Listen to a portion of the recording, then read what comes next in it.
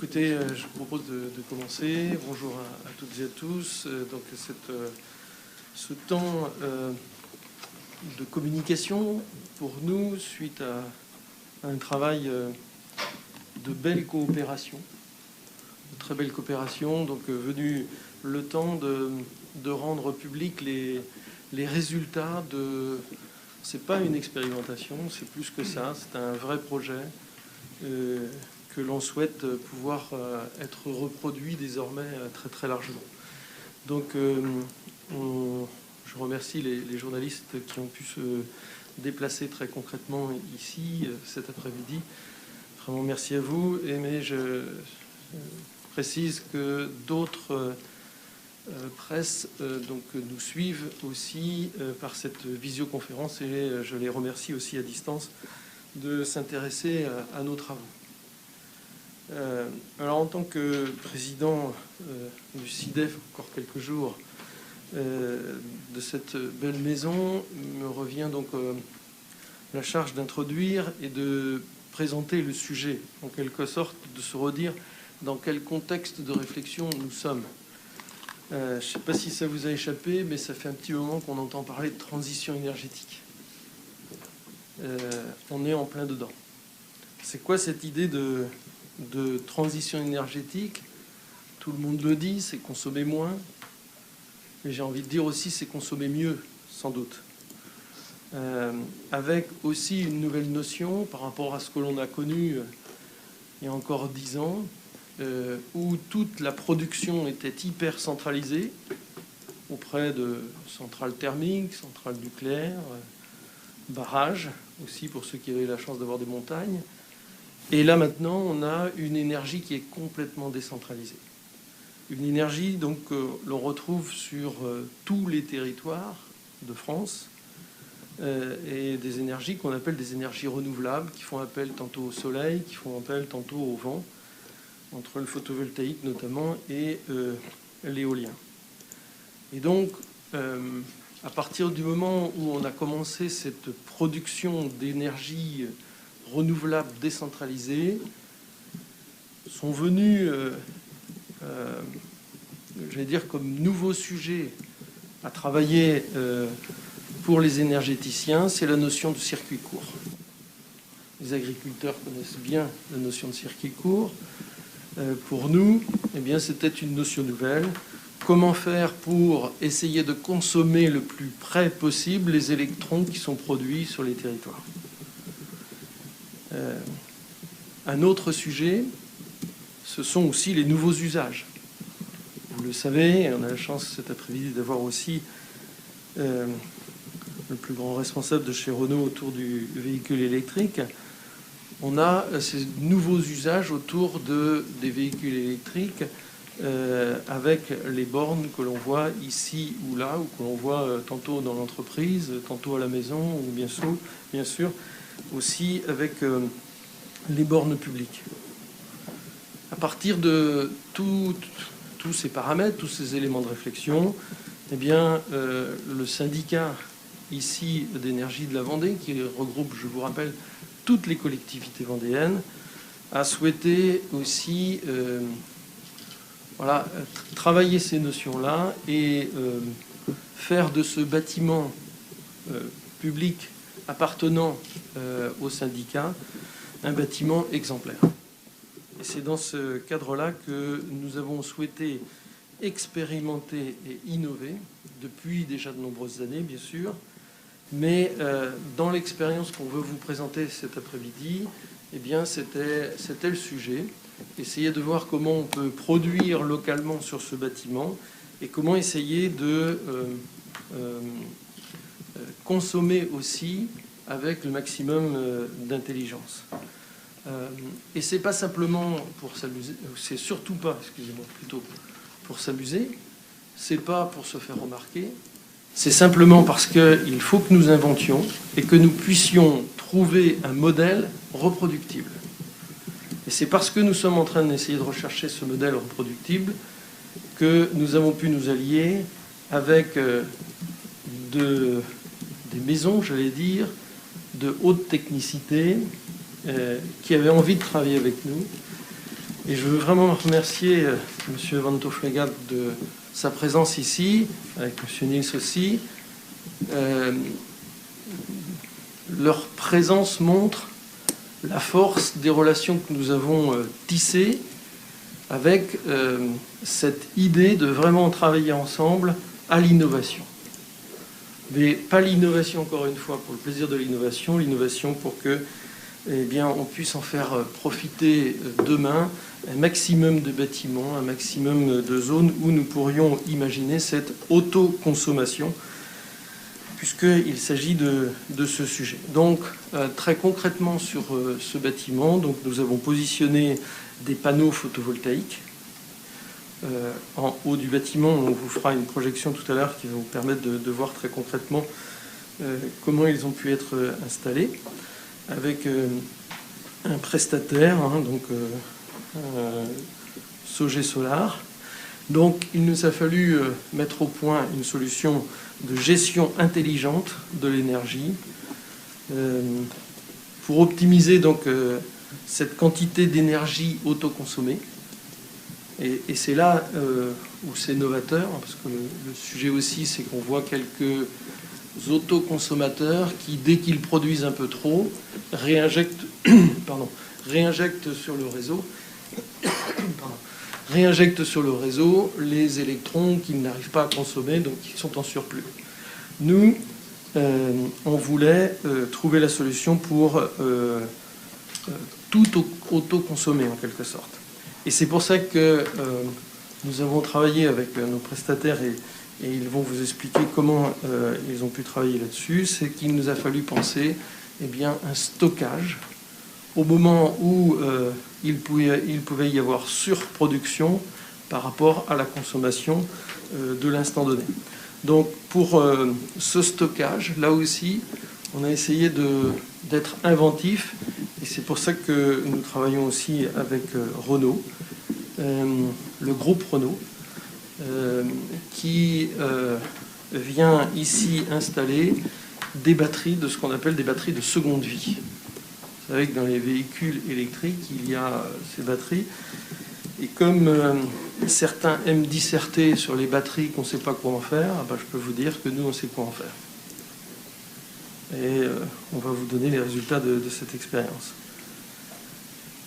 Voilà. Alors, de cette manière-là, au moment où, sur notre syndicat, nous étions en train de multiplier, j'allais dire, les consommations, puisque nous multiplions le nombre de véhicules décarbonés, c'est-à-dire de véhicules électriques. On n'achète plus ici, pour nos personnels, de véhicules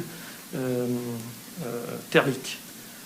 Chaque fois, on reprend donc des véhicules électriques ou gaz, biogaz, puisque je vous rappelle que nous travaillons aussi sur le biogaz. Dans tous les cas, au fur et à mesure qu'on augmente le nombre de véhicules électriques, il nous aurait fallu augmenter nos puissances souscrites auprès des distributeurs.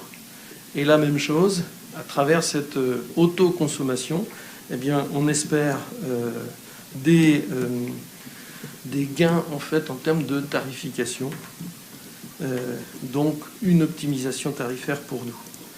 Voilà ce que je voulais dire en introduction cette expérience, mais je vais vous laisser nos techniciens aussi redire comment ce sont eux qui ont développé. Nous étions, nous, dans les idées, mais après, il nous faut les professionnels. Et Bouygues Energy Service, ici, d'emblée, a dit oui, on est prêt à lancer un beau défi comme celui-ci avec vous.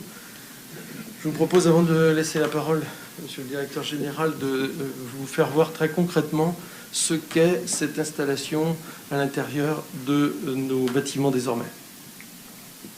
Je vous ai parlé de l'étage, donc sur les panneaux photovoltaïques, le son, et on descendra au sous-sol dans cette vidéo où sont installées donc les batteries de seconde vie. Vous allez voir ce que ça représente en termes de volume et en termes d'organisation. Ça va aller? Pourquoi il n'y a pas de son?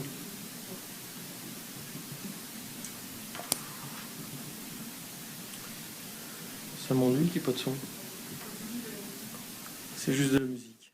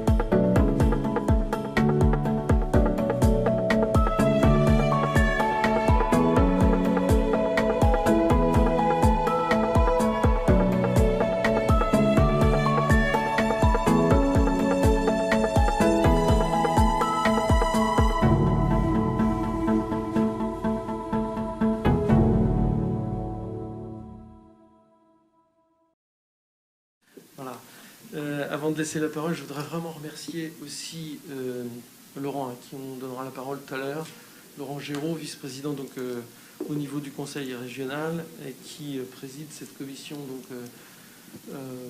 développement, transition, l'environnement, la transition énergétique, avec qui nous travaillons énormément avec l'ensemble des autres syndicats des Pays de la Loire à cette transition. Et Laurent aura beaucoup de choses à nous dire tout à l'heure, puisque la région a décidé aussi de venir nous soutenir, mais je lui laisserai le dire. Monsieur le directeur. Merci.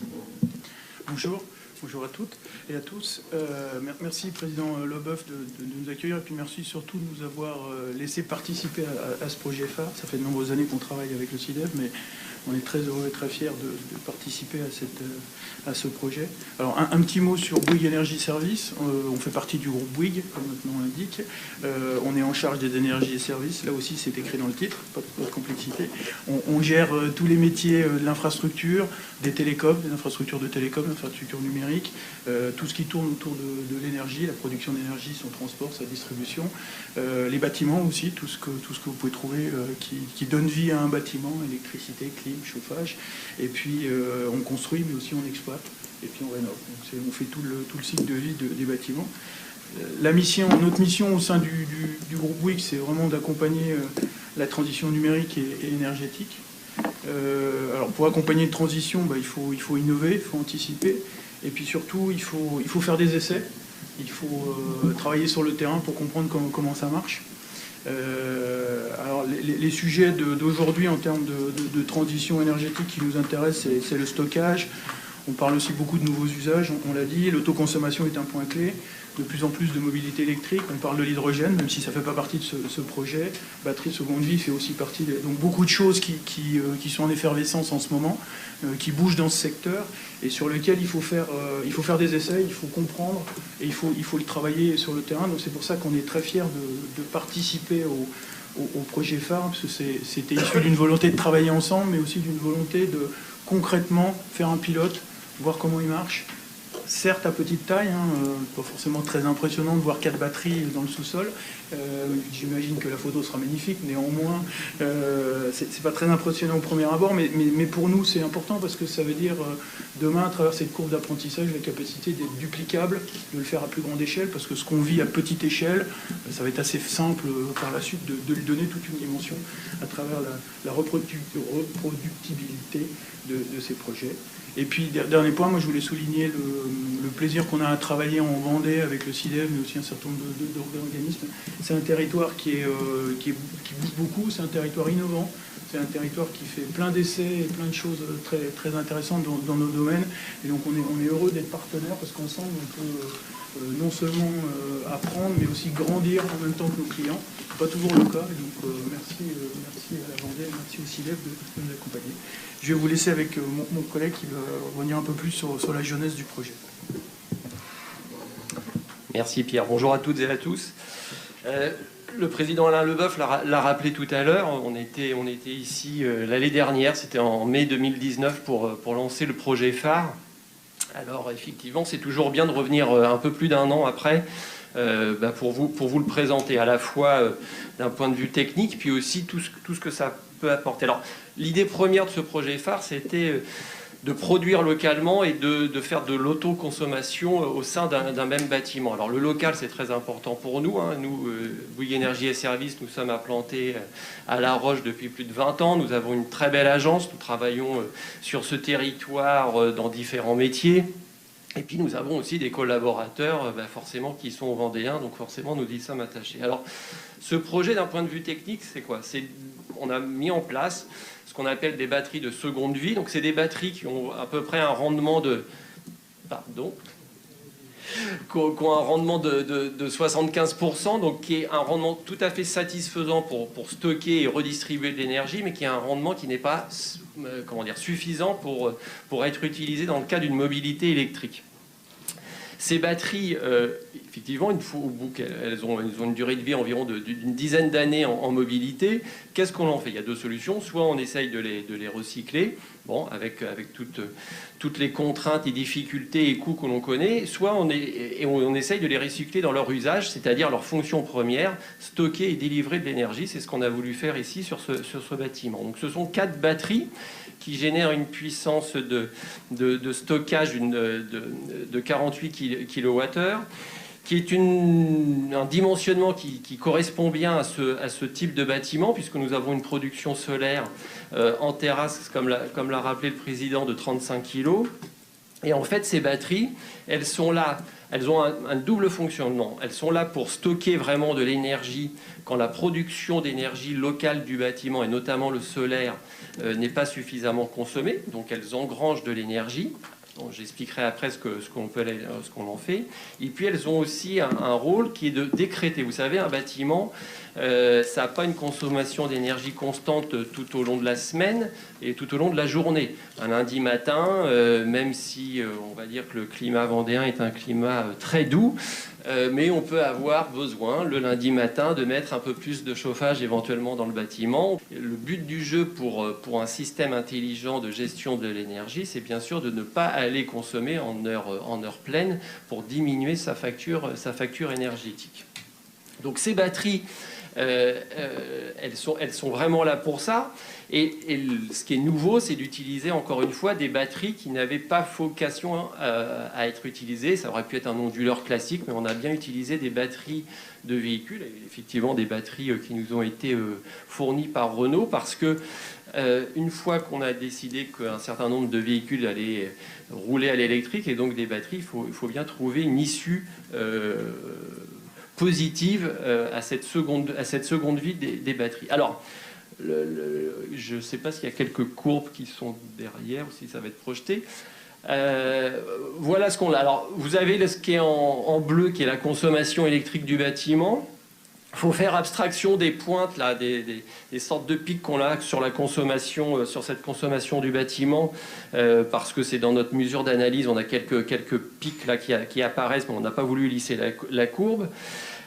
La partie jaune correspond à la consommation du bâtiment en solaire, et la partie verte correspond à cette décharge de batterie qui, vous voyez, au début de semaine, donc on est, je pense, sur une courbe soit début de journée, soit début de semaine, qui permet en fait de minimiser cet impact de consommation réel vis-à-vis du distributeur d'énergie. Alors, ça a été dit tout à l'heure par Pierre, hein, c'est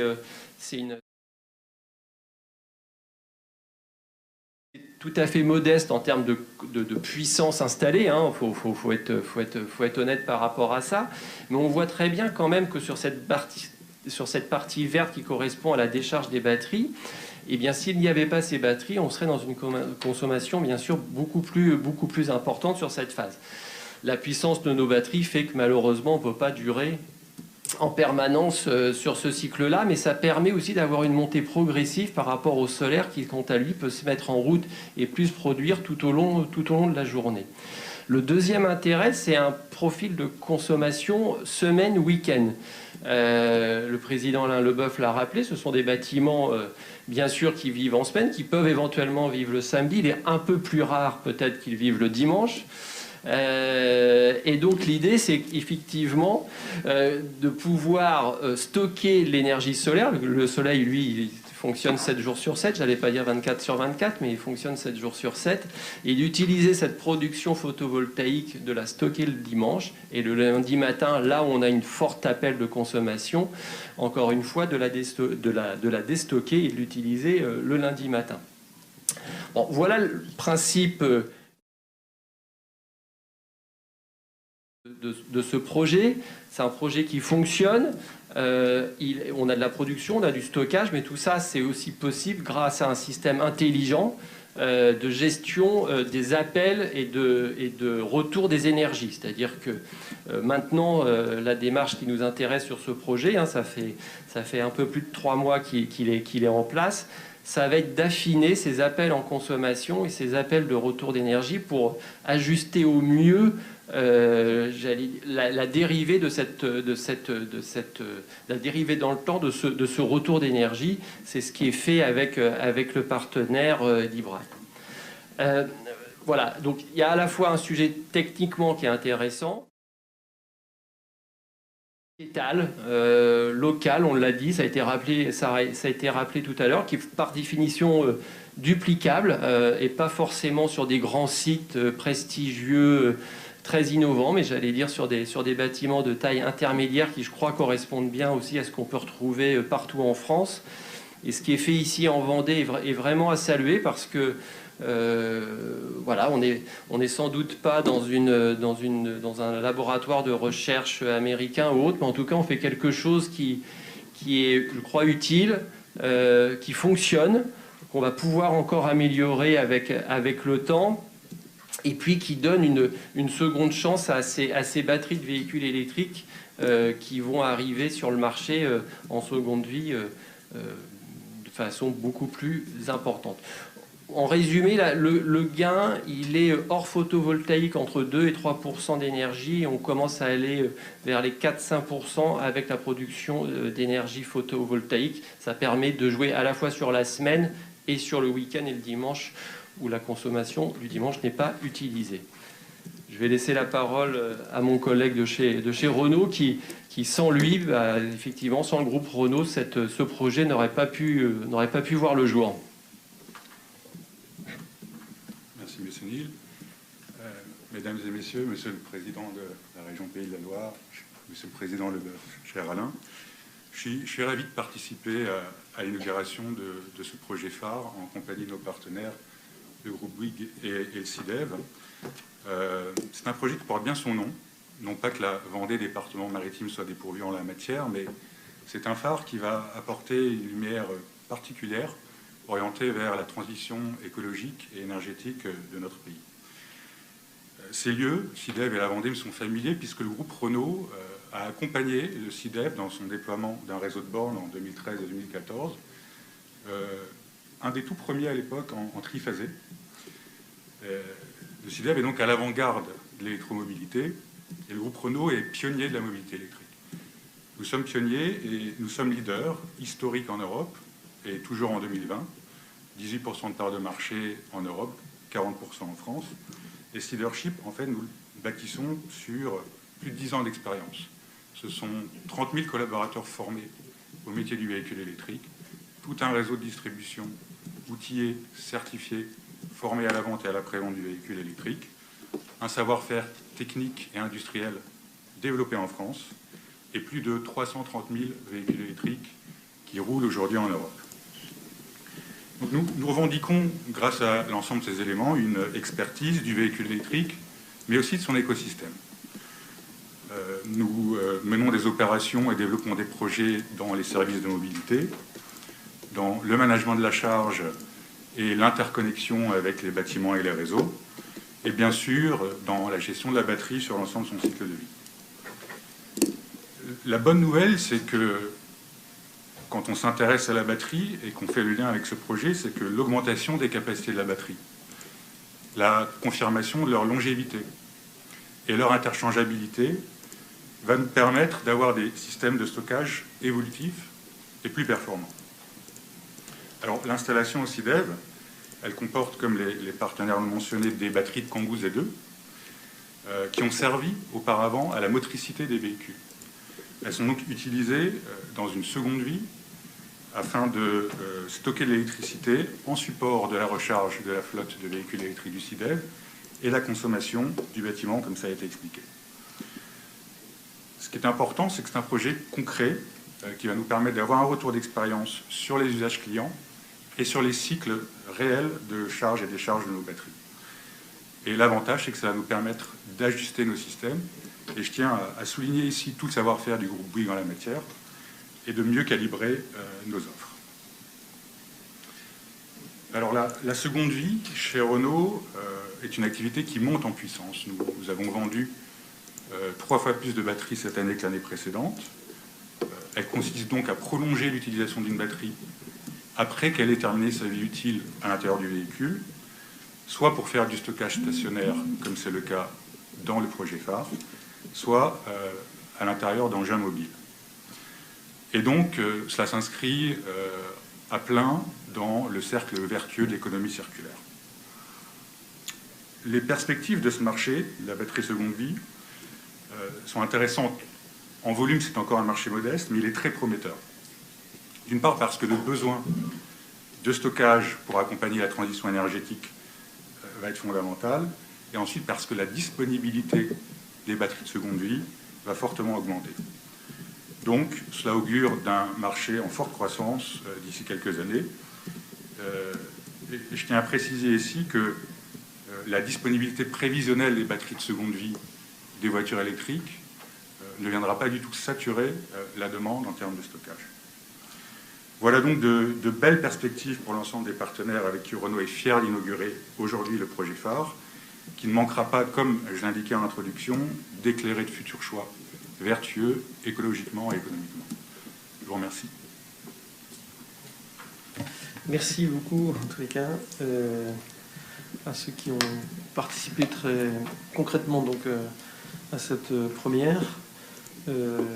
Encore une fois, avec l'intelligence développée, et je remercie le groupe Bouygues Énergie Service et puis ces batteries, comme ça vient d'être très très bien mentionné. Bon, c'est un projet donc, qui financièrement a dû aussi nous imposer quelques efforts avant que tout ça ne puisse justement, qu'on puisse trouver un modèle économique. C'est pour ça que je veux vraiment remercier la région. Laurent, je te laisse la parole parce que vous avez souhaité d'emblée être à nos côtés. Je veux vraiment te remercier. Merci, Président, cher Alain, cher Laurent, mesdames et messieurs. Moi aussi, je suis heureux d'apprécier de ma présence aujourd'hui.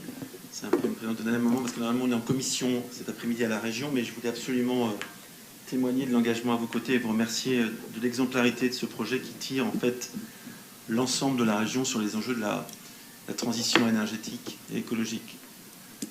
En fait, vous avez compris dans les propos d'Alain et à travers ce que vous avez tous souligné qu'ici, on fait de la transition énergétique de manière très concrète. On a une conviction partagée, je crois, par un certain nombre du collectif de la transition énergétique que nous avons su créer depuis quelques années en Pays de la Loire, et tu citais tes collègues des autres syndicats d'énergie, c'est que la transition énergétique, et la présidente de région, Christelle Morancé, le dit souvent, elle se fait d'abord sur les territoires. Donc c'est la raison pour laquelle nous sommes à vos côtés et nous avons voulu accompagner ce projet. La transition énergétique, pour nous, en région, c'est une décision qui a été prise par Bruno Retailleau lorsqu'il est rentré en responsabilité à la région en 2016. Il ne s'agissait pas de revoir des ambitions ou des chiffres à discuter pour savoir si on était à 23 ou 24%, mais bien de mettre en place une boîte à outils qui repose sur 5 chapitres. Et si je les cite, c'est parce qu'en fait, ils sont déclinés à travers le projet que vous proposez cet après-midi. Il y a évidemment la production d'ENR, il y a les enjeux de la rénovation énergétique, il y a les enjeux de la mobilité durable, les enjeux des réseaux intelligents et les enjeux du stockage. Et en fait, ces 5 chapitres, ils sont parfaitement déclinés à travers le projet phare qu'ils sont là, et je trouve que c'est un projet emblématique et exemplaire à ce titre. Il est exemplaire aussi parce que très souvent sur les enjeux de la batterie, et vous avez vu comment la question de la batterie était devenue un sujet stratégique et voire géopolitique avec l'Airbus des batteries. Je pense que c'est aussi quelque chose qu'on doit avoir à l'esprit dans le contexte du plan de relance et les ambitions économiques qui sont ceux de la Vendée et de manière plus générale ceux de la région et au niveau national. Avec la présidente Morancé, nous étions vendredi matin dans le cadre du Pays Loire Énergie Tour à laquelle le CIDEV a participé, sur un site de production de batteries en France, qui a fait déjà l'objet d'être retenu dans le cadre du plan de relance. C'est l'entreprise E4V qui vise justement à produire des batteries pour un certain nombre d'usages à mobilité, mais aussi, et c'est ça que je voulais dire, aussi à l'usage de la construction. Et c'est ça qui est intéressant, c'est-à-dire qu'on dépasse l'enjeu de la mobilité pour aller vers des enjeux nouveaux de services, tels que vous l'avez souligné, à travers l'enjeu de la construction et à travers la construction, la rénovation énergétique, les enjeux de bâtiments durables. J'ai vu que dans la salle, il y avait le cluster du Atlanson. Excuse-moi, Atlanson. Il y a aussi en Pays de la Loire un cluster qui s'appelle NovaBuild qui travaille sur ces sujets-là.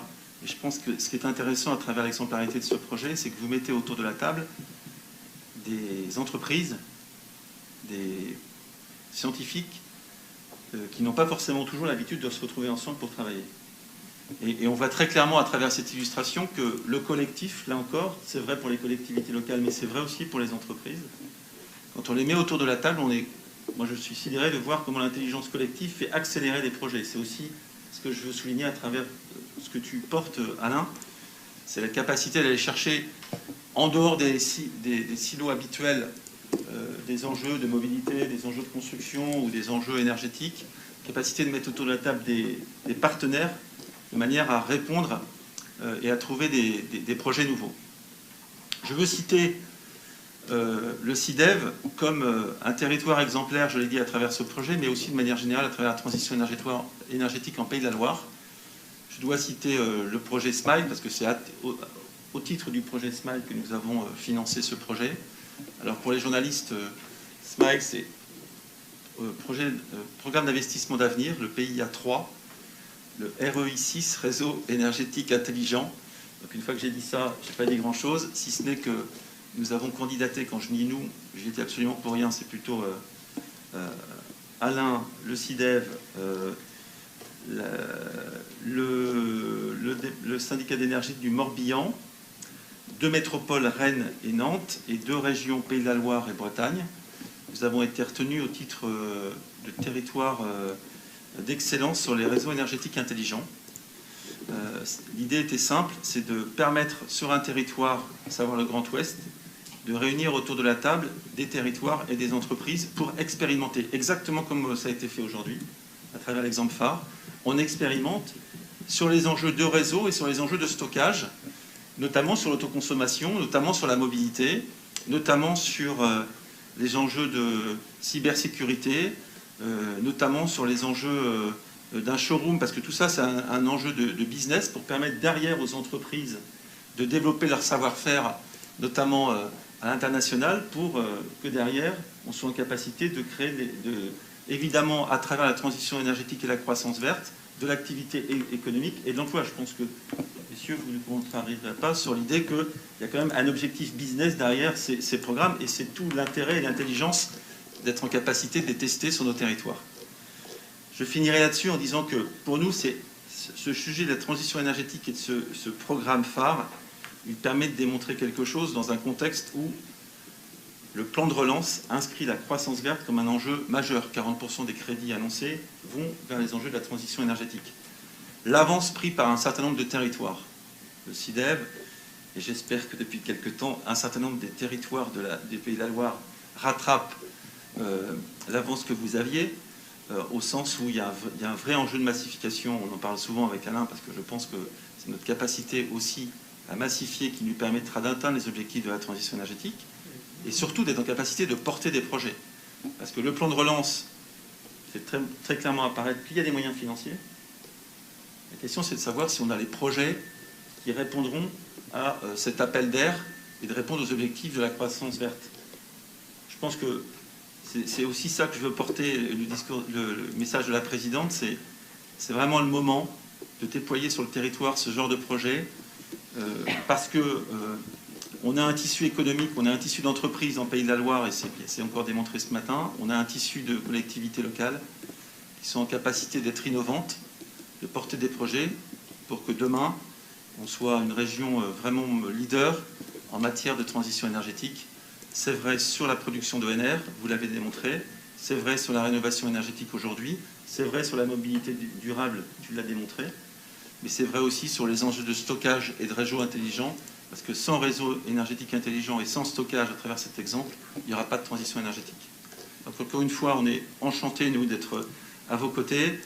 Le CIDEV a toujours été un syndicat d'énergie pilote qui a tiré l'ensemble des acteurs ligériens. Et j'espère qu'on continuera, Alain et Laurent, à travailler dans ce sens-là. J'ai notamment une idée qu'à travers la question que vous évoquez du phare et la question du stockage, il y a demain sans doute d'autres enjeux de stockage liés à la construction, mais aussi liés à la mobilité qu'on aura à expérimenter.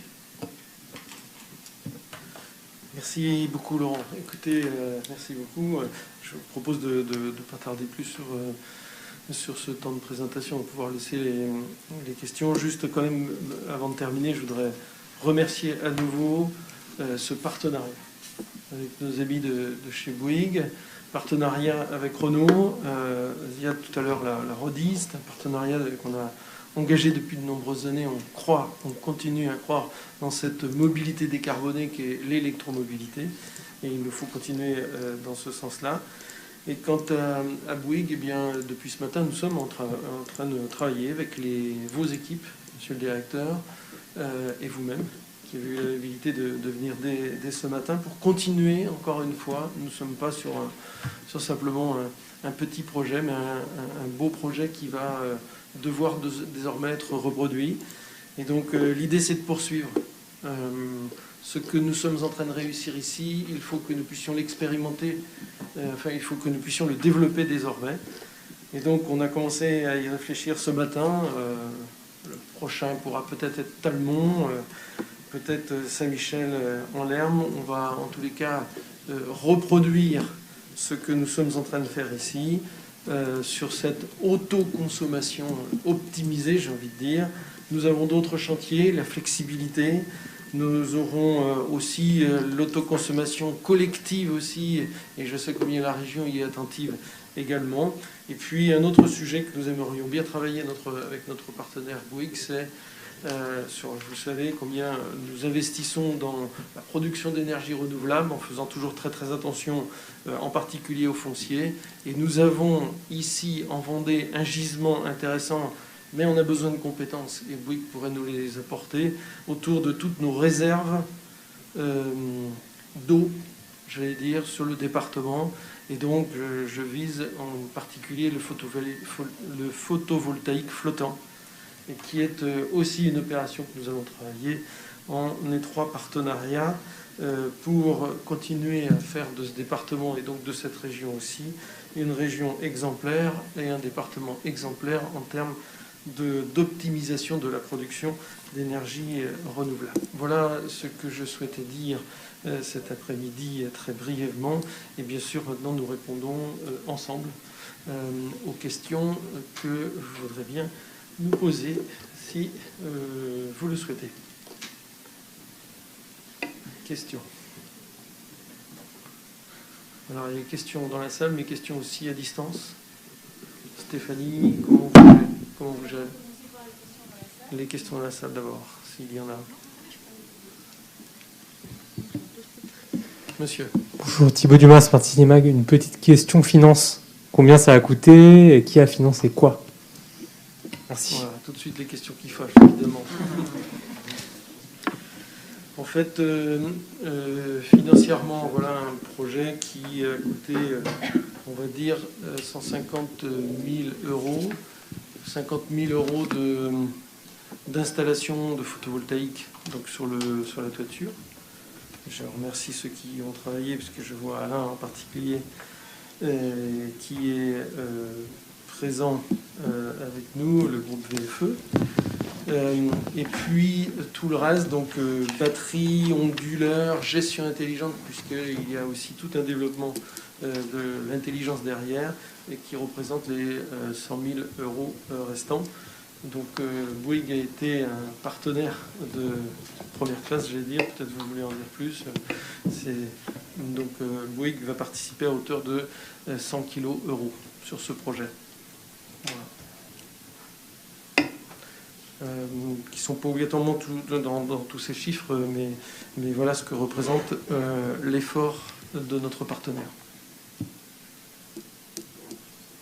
Et donc, j'oublie pas la région donc, qui a apporté 50 000 euros. Je crois y avoir dit tout à l'heure. Oui, n'oublions pas la droite, c'est ça ce que tu dis. Donc la région, encore une fois, qui vient nous aider à hauteur de 50 000 € sur ce projet, comme il nous a aidé sur d'autres projets aussi, j'insiste. D'autres questions? Madame. Je ne sais pas si ça fonctionne. Si. Bonjour. En termes d'économie, est-ce qu'on a des chiffres, s'il vous plaît? L'économie que vous allez réaliser avec ce fonctionnement sur l'année ou... Sur l'année, c'est difficile encore à dire parce que, comme je le disais, l'installation est en service depuis juillet. Je vais raisonner sur la partie apport lié aux batteries parce que, je l'ai expliqué, il y a ce projet est constitué de deux systèmes, un système de pilotage intelligent des énergies et un système de batterie de seconde vie. Sur la partie batterie, on est sur un fonctionnement hors solaire à 2,5% d'économie qu'on pousse entre 4 et 5% avec la partie photovoltaïque, donc la recharge du week-end sur le photovoltaïque. Ces chiffres sont vraiment à prendre avec des pincettes parce qu'on a un retour sur une durée très faible. On est sur 3 mois. Alors, le fait qu'on s'assoit des mois d'été par rapport au photovoltaïque n'est pas un véritable problème parce que le photovoltaïque fonctionne tout le long de l'année, bien sûr avec des rendements différents, mais contrairement aux idées reçues, on n'a pas besoin d'avoir un ensoleillement et une grande chaleur pour avoir un rendement optimum sur du photovoltaïque. Mais on cible demain entre 5 et 7% d'économie d'énergie.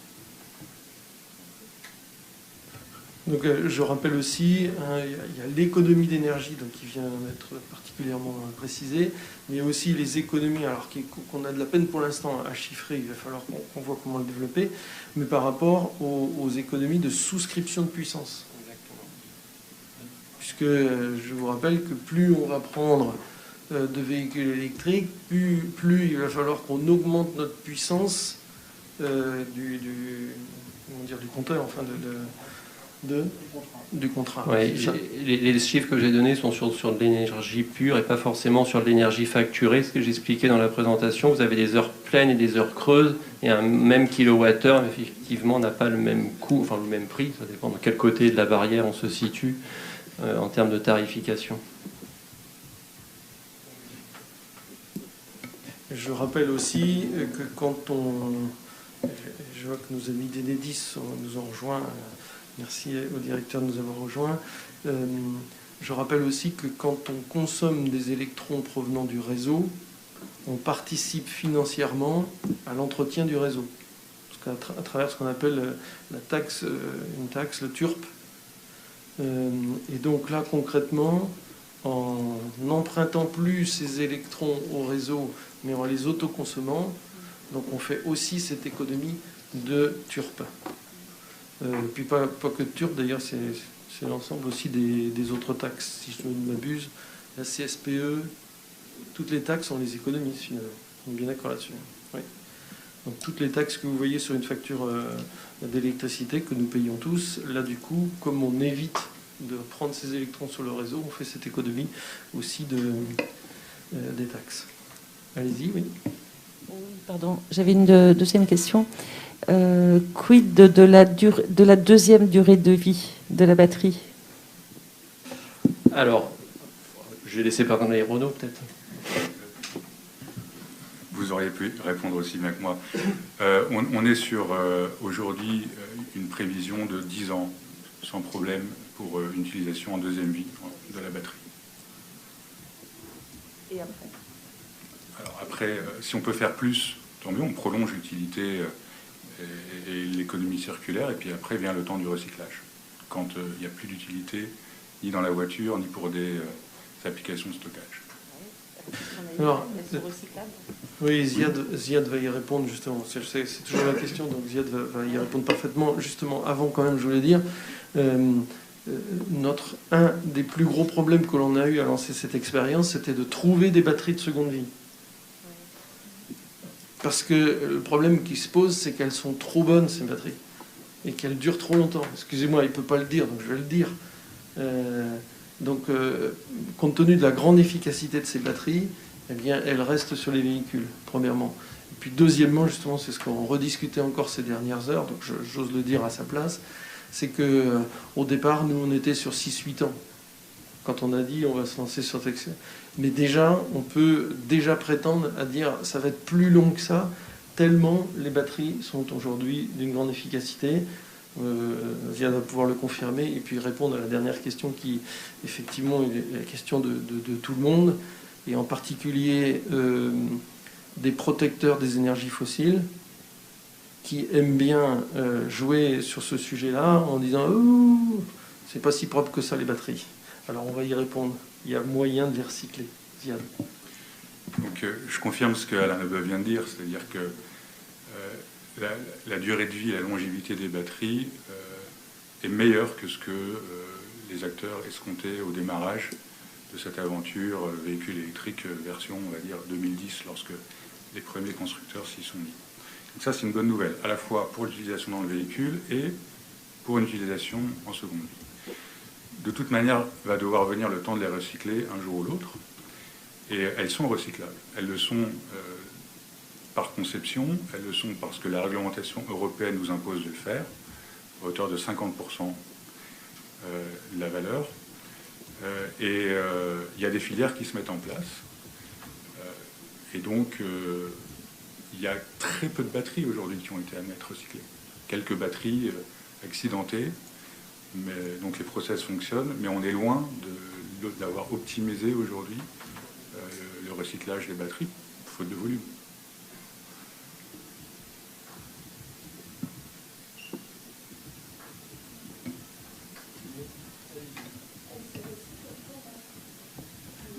Elle se recycle comment? La question, c'est elle se recycle comment? Il y a plusieurs procédés. Alors déjà, il y a une récupération de matière. Bien sûr, la matière active qui est la plus intéressante de récupérer. Et puis ensuite, de neutraliser les déchets non recyclables, soit par les trempages, soit par de la chaleur.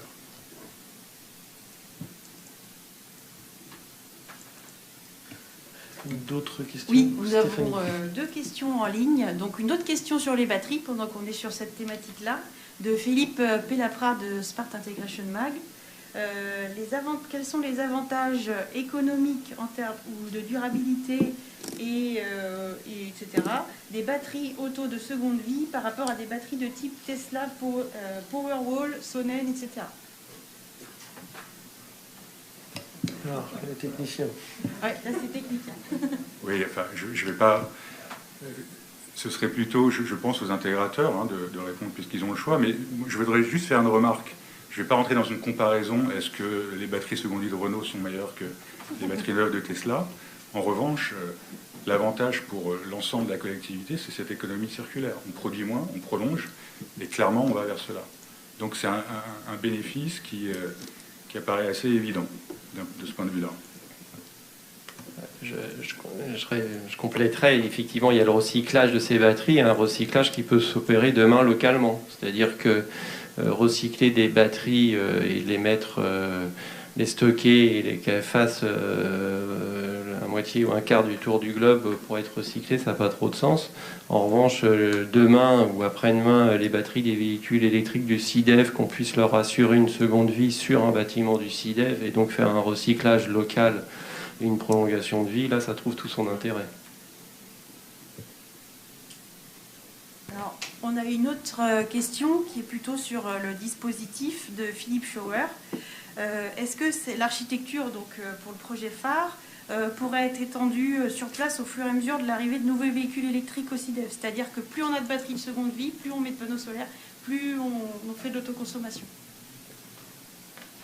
Bon, alors après, il y a quand même des limites à tout, rien qu'à la surface du bâtiment. Je crois qu'on l'a dit en introduction, l'idée de ce type de projet n'est pas de faire le plus grand bâtiment solaire à autoconsommation de France, mais bien de faire un projet qui demain est duplicable sur la moyenne ou la taille moyenne de bâtiments en France. Après, on a aussi des problématiques en termes, si on raisonne purement puissance électrique.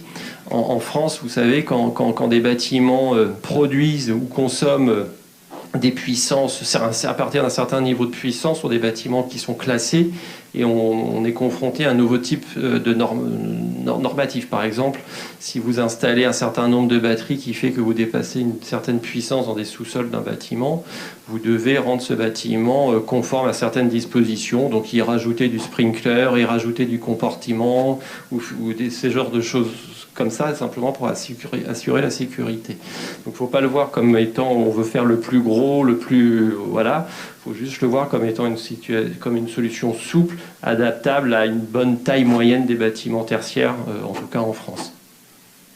Je veux bien ajouter, là, en tant que donneur d'ordre, j'ai envie de dire que le facteur limitant est la surface d'équipement possible pour un bâtiment. Je prends un tout autre exemple. Si demain je construis un collège, quelle surface je peux mettre de panneaux photovoltaïques sur ce collège ou sur une entreprise ou sur un autre bâtiment quel qu'il soit, et comment je peux faire pour que toute la en utilisant la totalité de ma surface, comment je peux faire pour autoconsommer pratiquement tout. En fait, c'est ça. Et donc, c'est comment adapter une surface aux consommations du bâtiment et des usages de ce bâtiment et des usages de ceux qui y vivent, en quelque sorte. Donc c'est bien par rapport à une optimisation des surfaces possibles.